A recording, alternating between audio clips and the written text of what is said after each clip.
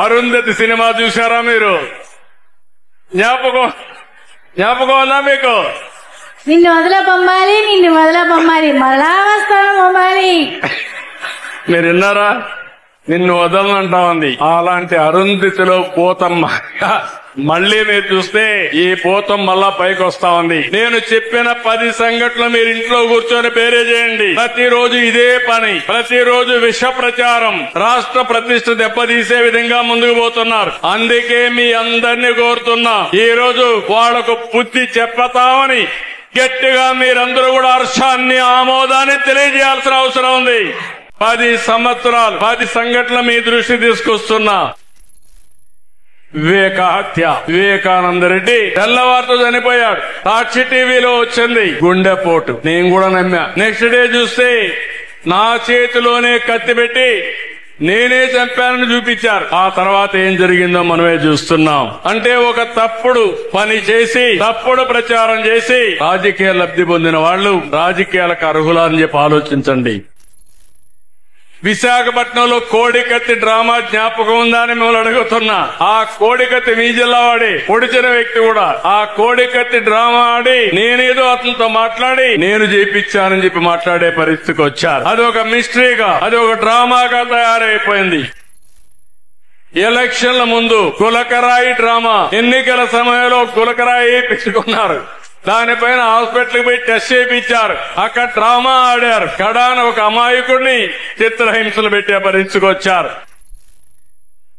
ఇక్కడే diaphragm wall, Polavaram Andhra Pradesh కు జీవనాడి. వీళ్ళొచ్చి కాంట్రాక్ట్ ను మార్చి, ఇంజనీర్లు మార్చి పైన కట్టవలసిన అప్పర్ కాఫర్ డ్యామ్ కట్టకుండా, పూర్తి చేయకుండా నిర్లక్ష్యం చేసి డయాఫామ్ వాల్ కట్టుకోబోయింది. అది కూడా నా వల్ల పోయిందని 5 ఏళ్లు కట్టకుండా వదిలిపెడితే దాన్ని రెక్టిఫై చేసి ఇప్పుడు కట్టుకునే పరిస్థితికి వస్తున్నాం. ఎన్నికల ముందు ఆ రోజు ఉన్నటువంటి వాలంటీర్లంతా ప్రచారం చేస్తా ఉంటే వాలంటీర్లు లేకుండా పింఛన్లు ఇమ్మన్నాం. పింఛన్లు ఇమ్మంటే మే నెలలో పింఛన్లు ఇవ్వకుండా ముసలి వాళ్ళని తీసుకుపోయి అటు ఇటు తిప్పి ఒక 15 మందిని చంపేసి ఆ 15 మందిని నేను చంపేశానని నా మీద నెపవేశాడు. అవునా కాదా అని మిమ్మల్ని అడుగుతున్నా. ఈ రోజు నేను అడుగుతున్నా, వాలంటీర్లు లేరు, ఒక రోజులో మీకు పింఛన్ ఇస్తున్నామా లేదా అని మిమ్మల్ని అడుగుతున్నా. 3 గంటల్లో ఇస్తున్నా, అవునా కాదా? అవునంటే గట్టిగా చెప్పండి అవునని.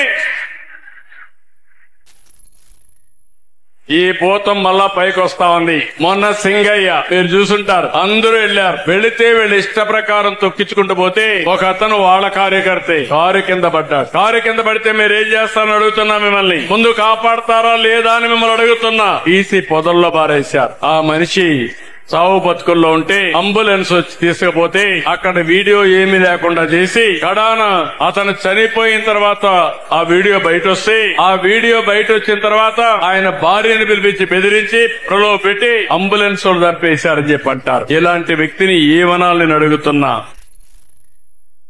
మొన్ననే నెల్లూరుకి వెళ్లారు. నెల్లూరుకి వెళ్లి అక్కడ మనుషులు రాకపోతే బంగారుపాడంలో వచ్చిన మనుషుల యొక్క ఫోటో పెట్టి మార్ఫింగ్ పెట్టి ఆ ఫోటో ఇచ్చి ప్రచారం చేసుకునే పరిస్థితికి వచ్చారు.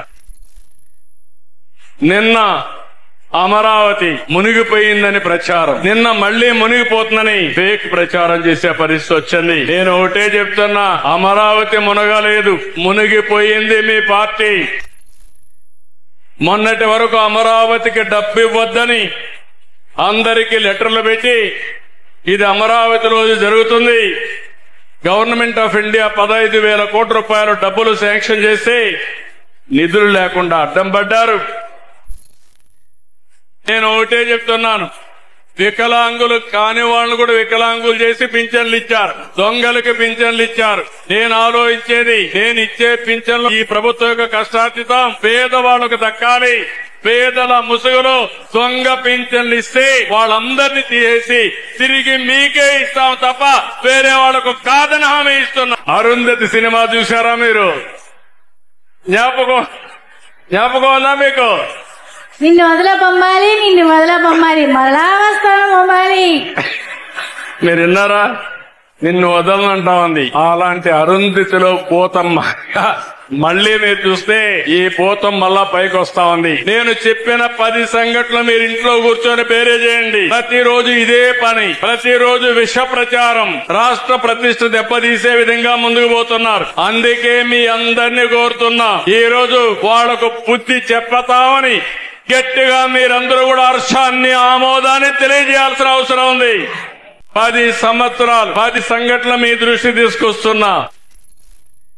వివేక హత్య, వివేకానంద రెడ్డి తెల్లవారితో చనిపోయాడు. సాక్షి టీవీలో వచ్చింది గుండెపోటు. నేను కూడా నమ్మా. నెక్స్ట్ డే చూస్తే నా చేతిలోనే కత్తి పెట్టి నేనే చంపానని చూపించారు. ఆ తర్వాత ఏం జరిగిందో మనమే చూస్తున్నాం. అంటే ఒక తప్పుడు పని చేసి, తప్పుడు ప్రచారం చేసి రాజకీయ లబ్ధి పొందిన వాళ్ళు రాజకీయాలకు అర్హులా అని చెప్పి ఆలోచించండి. విశాఖపట్నంలో కోడికత్తి డ్రామా జ్ఞాపకం ఉందా అని మిమ్మల్ని అడుగుతున్నా. ఆ కోడికత్తి మీ జిల్లా వాడి పొడిచిన వ్యక్తి కూడా ఆ కోడికత్తి డ్రామా ఆడి నేనేదో అతనితో మాట్లాడి నేను చేయించానని చెప్పి మాట్లాడే పరిస్థితికి వచ్చారు. అది ఒక మిస్టరీగా, అది ఒక డ్రామాగా తయారైపోయింది. ఎలక్షన్ల ముందు గులకరాయి డ్రామా, ఎన్నికల సమయంలో గులకరాయి పెట్టుకున్నారు. దానిపైన హాస్పిటల్కి పోయి టెస్ట్ చేయించారు. అక్కడ డ్రామా ఆడారు. కడాన ఒక అమాయకుడిని చిత్రహింసలు పెట్టే పరిస్థితికి వచ్చారు.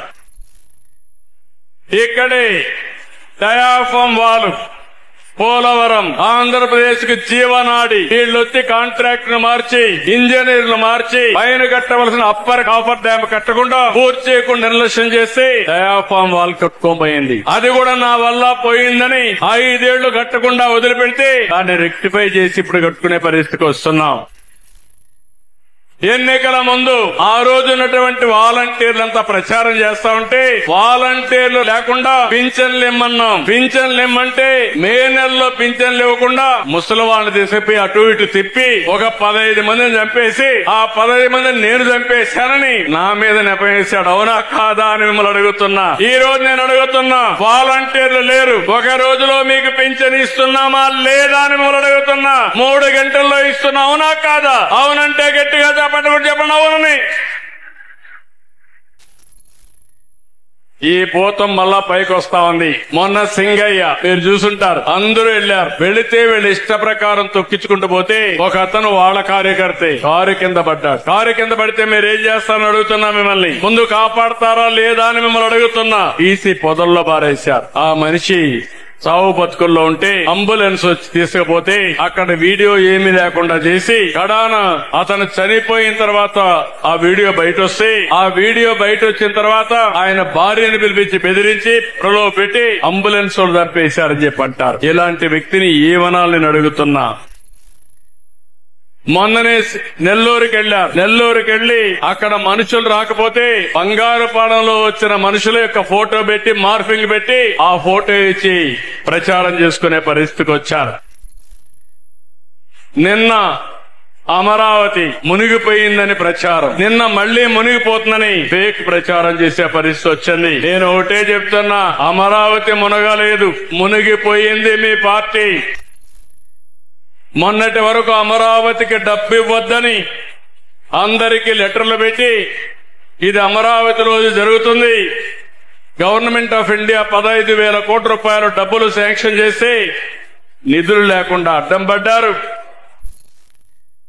నేను ఒకటే చెప్తున్నాను, వికలాంగులు కాని వాళ్ళను కూడా వికలాంగులు చేసి పింఛన్లు ఇచ్చారు, దొంగలకి పింఛన్లు ఇచ్చారు. నేను ఆలోచించేది, నేను ఇచ్చే పింఛన్లు ఈ ప్రభుత్వం యొక్క కష్టార్జితం పేదవాళ్లకు దక్కాలి. పేదల ముసుగులో దొంగ పింఛన్లు ఇస్తే వాళ్ళందరినీ తీసేసి తిరిగి మీకే ఇస్తాం తప్ప వేరే వాళ్లకు కాదని హామీ ఇస్తున్నా.